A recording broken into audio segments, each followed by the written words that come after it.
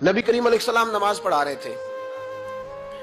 जोर की नमाज थी या असर की नमाज थी, सही मुस्लिम में मौजूद है। हजरत अबू हुरैरा फरमाते हैं नमाज पढ़ाते पढ़ाते नबी पाक ने कदम आगे किया, नमाज पढ़ाते पढ़ाते कदम आगे किया और यूं हाथ उठाया फिर वापस कर लिया।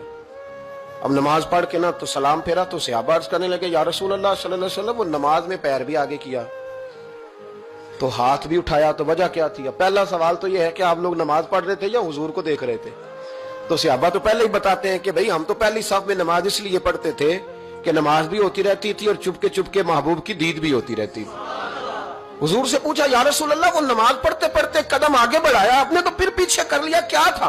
और हाथ उठाया तो फिर आपने नीचे कर लिया। तो नबी करीम फरमाने लगे नमाज पढ़ाते पढ़ाते जब मैंने कहा ना समी अल्लाहु लिमन हमीदा, अचानक मेरी नजर उठी तो जन्नत में चली गई।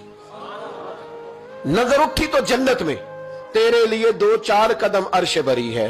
तो महबूब फरमाते हैं जब मेरी ऊपर नजर गई ना तो मैंने देखा कि अंगूरों का एक खोशा लटक रहा है जन्नत में। तो मैंने हाथ बढ़ाया कि तोड़ लूं। हुजूर खड़े हैं मस्जिद नबवी में और फरमाते हैं कि मैं यहां खड़े होकर हाथ ऊंचा करूं तो मेरा जन्नत तक पहुंच जाता है। फरमाया मेरा इरादा हुआ कि वो खोशा जन्नत का तोड़ लूं और जरा मैंने पैर आगे बढ़ाया ही था तो मेरे दिल में ख्याल आया कि जन्नत राज है तो राज ही रहनी चाहिए, ये राज खोल गया तो मजा नहीं आएगा। तो मैंने फिर वो हाथ वापस कर लिया। सहाबा कहते हैं जब नबी करीम ने ये बयान किया तो हमारे चेहरे न तजस्सुस से खेल उठे, तजस्सुस से। हम कोई बात और भी सुनना चाहते थे।